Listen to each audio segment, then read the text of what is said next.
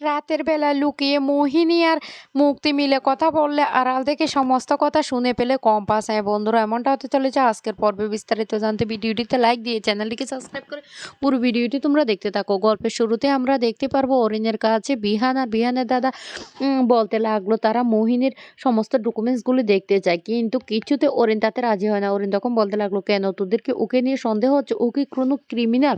তখন এই কথা বললে মেঘবালা বলে উঠে, বাহ অরিন, তুমি তো এখন ভালো কথা শুনেছো। হ্যাঁ, ও ক্রিমিনাল না, তারপরও ওকে যখন আমরা সবকিছু জিজ্ঞাসা করতে করি কিন্তু ও কোনো কথারই জবাব দেয় না। ও বারবার কথাগুলোকে ঘুরিয়ে ফিরিয়ে অন্য কথা নিয়ে আসে। কেন?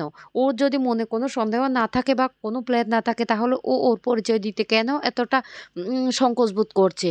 ও তখনই বিহানের দাদা বলতে লাগলো, এই অরিন, তুই বুঝতে পারছিস না? ওর সমস্ত ডিটেলস আমাদের জানা দরকার। ও কে, কোথায় থাকে, ওর পরিচয় কি? অরিন তখন বলতে লাগলো, শুন দাদা ভাই, তোরা না আমার সাথে এইভাবে কথা বলতে পারিস না। ওর সমস্ত পরিচয় আমি জানি। ও একদম ভালো মেয়ে। ও একটা সমস্যা ফেঁসে গিয়েছিল, সেই জন্য। আর ওর মনে অনেক কষ্ট। তাই ও সবাইকে সবকিছু বলতে চায় না। তোরা কেন বুঝতে পারছিস না? আর এবার থেকে না ব্যবসার কাজে আমিও মন দেব। বাবাকে আর জেঠুমনির সাথে কালকে সকালবেলায় আমি কথা বলব। ব্যবসার একটা পার্ট কিন্তু আমিও নেব। কারণ আমারও তো একজন দায়িত্ববান ছেলে হিসাবে ব্যবসা দেখার দরকার। মেঘবালা তখন বলতে লাগলো, বাউরি, তোমার মুখে তো অনেক বুলি ফুটেছে। কিন্তু তুমি যাকে বিয়ে করেছো তাকে তো আমরা এত তাড়াতাড়ি মেনে নিতে পারবো না। সে কোথায় থাকে, কি করে, আমরা কোনো কিছু না জেনে এইভাবে তাকে বরণ করে ঘরে তুলে নিব, সেটা হতে পারে না। বিহান তখন বলতে লাগলো, এই তোর সাথে ওর কোথায় আলাপ হয়েছে বলতো? তুই তো বেশিরভাগ তোর ফ্রেন্ড সার্কেলদের সাথে কফি শপে যাস, তাহলে? তখন অরিন বলতে লাগলো, হ্যাঁ যাই তো। তা সেখানে কি অন্য কারোর সাথে দেখা হতে পারে না? হ্যাঁ, সেখানে গিয়েছে, হয়তো আমার ফ্রেন্ডের ফ্রেন্ডও। এইভাবে কি দেখা হতে পারে না? তোরা এইভাবে ঘুরিয়ে ফিরিয়ে প্রশ্ন করছিস যেন মনে হচ্ছে ও একজন ক্রিমিনাল, আর ক্রিমিনাল আমাদের বাড়িতে এসে গেছে। বিহানের দাদা তখন বলতে লাগলো, একদম ঠিক কথাই বলছিস, ও ক্রিমিনাল। ও যদি ক্রিমিনাল না হয় তাহলে ও পরিচয় গোপন করবে কেন? তখনই অরুণ বলতে লাগলো, শুন, আমি একটা কথা বলে রাখি, ও আমাদের সবাইকে সম্মান জানিয়ে এ বাড়িতে ঢুকে কিন্তু আমার সাথে থাকতেও চাইছে না। ও আলাদা করে থাকতে চাইছে, যতক্ষণ না পর্যন্ত তোরা সবাই ওকে মন থেকে স্বীকার না করিস ততক্ষণ পর্যন্ত। কিন্তু তারপরও তোরা এইভাবে ওকে নিয়ে প্রশ্ন করছিস, সেটা তো হতে পারে না।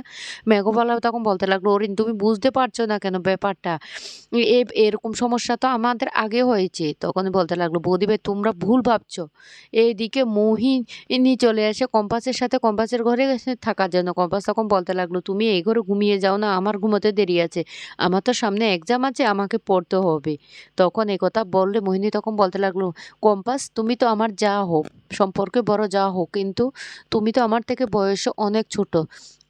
তাই তোমাকে আমি তুমি বলেই বলছি। তুমি না আসলে খুব মিষ্টি একটা মেয়ে। বিশ্বাস করো, বাড়ির সবাই আমাকে মেনে নেয়নি, তারপরেও তুমি আমার দিকটা ভেবেছো। সত্যিই তো। আমি কি করব? আমি তো সত্যি অরিনের থেকে বয়সে অনেকটা বড়। তাই প্লিজ বিশ্বাস করো, আমি কি করব? চুপচাপ সমস্ত কিছু সহ্য করে নিয়েছি। আর তোমাদের এই সম্পর্কগুলো দেখে না আমার খুব ভালো লাগে। আমিও চাই এ বাড়ির একজন হয়ে তোমাদের সবার সাথে মিলেমিশে থাকতে। কম্পাসের তখন খুব সন্দেহ হতে থাকে। কম্পাস তখন বলতে লাগলো, তুমি যাই কিছু বলো না কেন, তোমাকে এমনি এমনি আমি প্রশ্রয় দিচ্ছি? তোমার সমস্ত ঠিকুজি কুষ্টি আমি বের না করে ছাড়বো না।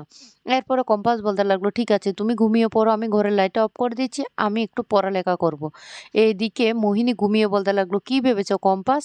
তোমার পরীক্ষা, তুমি কলেজ যেতে পারো কিনা সেটাই দেখো, তোমার কি অবস্থাটা আমি করি।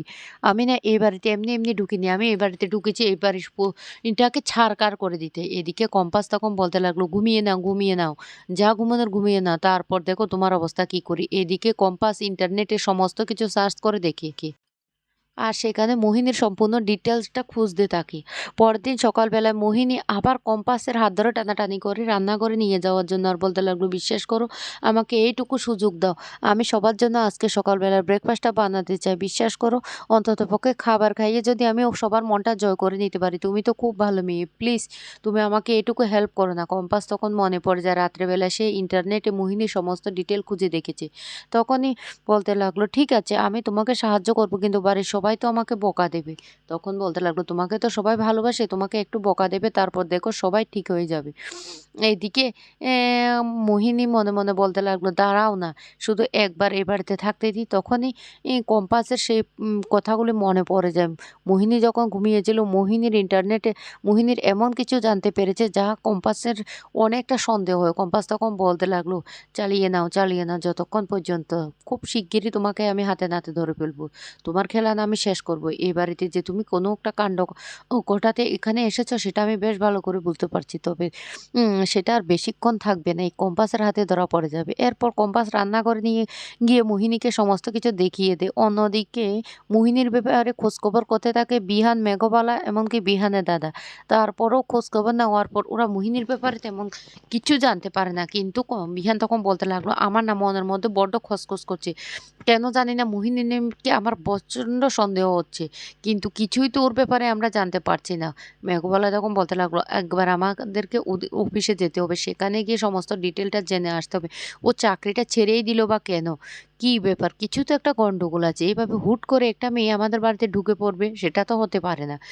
অন্যদিকে সকালবেলা ব্রেকফাস্ট করার জন্য কম্পাস সবাইকে ডাকতে থাকে। সবাই যখন যায় তখন মোহিনী রান্না করে, মোহিনীকে রান্না করে দেখে রীতিমতো চমকে যায় সবাই।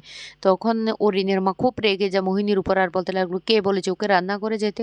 কম্পাস তখন বলতে লাগলো, মনি, বিশ্বাস করো, ও একটু রান্না করতে চেয়েছে, কিন্তু কিচ্ছুতেই অরিনের মাকে থামানো যাচ্ছে না। ঋতুজা অনেকবার বোঝানোর পর বলতে লাগলো, দিদিভাই আমি না ওর মুখ দেখতেই চাই না, আমার ইচ্ছা করছে আমি মাটির নিচে ঢুকে যাই, ওকে না আমার যা সহ্য হচ্ছে না। এদিকে মোহিনী মেঘবালাকে দিদি বললে মেঘবালাও রেগে যায়, আর বলতে লাগলো, তোমার থেকে না আমি অনেক ছোট, তুমি আমাকে দিদি বলবে না।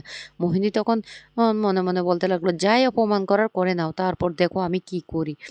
এইদিকে কম্পাস মোহিনীর উপর পুরো দমে নজর রাখতে শুরু করে, আর বলতে লাগলো, চালিয়ে নাও, যতটুকু ইচ্ছে চালিয়ে নাও। এদিকে সবাই ব্রেকফাস্ট করে নিলে তখন অরিন বলতে লাগলো, মা তুমি ওর উপর একদম রাগারাগি করো না, বিশ্বাস করো ও খুব ভালো মেয়ে, আমি তো জানি ও কেমন মেয়ে।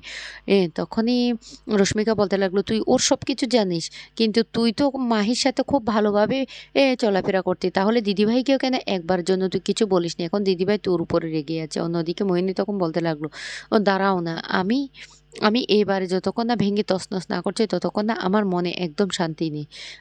এরপরে মোহিনীর একটা ফোন আসে, মোহিনী তখন ফোনে কথা বলতে থাকে। কম্পাসের তখনই সন্দেহ, কম্পাস তখন বলতে লাগলো, কার সাথে কথা বলছে, কি বলছেন, আমাকে তো নজর রাখতে হবে। অন্যদিকে অরিন তখন বলতে লাগলো, কি হয়েছে মোহিনী? মোহিনী তখন বলতে লাগলো, না না কিছু না, এই বলে মোহিনী তার ঘরে চলে যায়। তারপরে মোহিনী মুক্তির সাথে কথা বলে মুক্তিকে দেখা করতে আসার জন্য বলে। এদিকে কম্পাস বলতে লাগলো, কি ভেবেছো তুমি? কিছুটা তো করার চেষ্টা করছো, তবে কি করছো সেটা আমাকে জানতে হবে। অন্যদিকে সবাই যখন খাবার টেবিলে ব্যস্ত, তখন মোহিনী লুকিয়ে মুক্তির সাথে দেখা করতে যায়, আর সে সময় কম্পাস সেটা দেখে ফেলে। কম্পাস তখন হাতে নাতে মোহিনীকে ধরে ফেলে মুক্তির কাছে। আর এদিকে কম্পাসের চিৎকার শুনে সবাই সেখানে ছুটে যায়। সবাই মুক্তি আর মোহিনীকে দেখে রীতিমতো চমকে যায়। অরিন তখন বলতে লাগলো, মোহিনী, তুমি মুক্তি মাসির সাথে? তখনই মিথ্যে কথা বলার চেষ্টা করলে কম্পাস তখন বলতে লাগলো, একদম মিথ্যে কথা বলবে না, তোমার জারে না শেষ হয়ে গেছে, তুমি হুট করে এই বাড়িতে ঢুকে পড়েছো, আমার তখনই সন্দেহ লেগেছে, তাই তো আমি তোমার সাথে এইভাবে কথা বলেছি যাতে তোমার প্ল্যানটা আমি জানতে পারি। এই তো জানা হয়ে গেল মুক্তি মাসি তাহলে তোমাকে এই বাড়িতে চক্রান্ত করে পাঠিয়েছে। অরিন তখন বলতে লাগলো, ছি, তুমি আমাকে এইভাবে ঠকাতে পারলে, কি করে পারলে তুমি আমাকে এইভাবে ঠকাতে?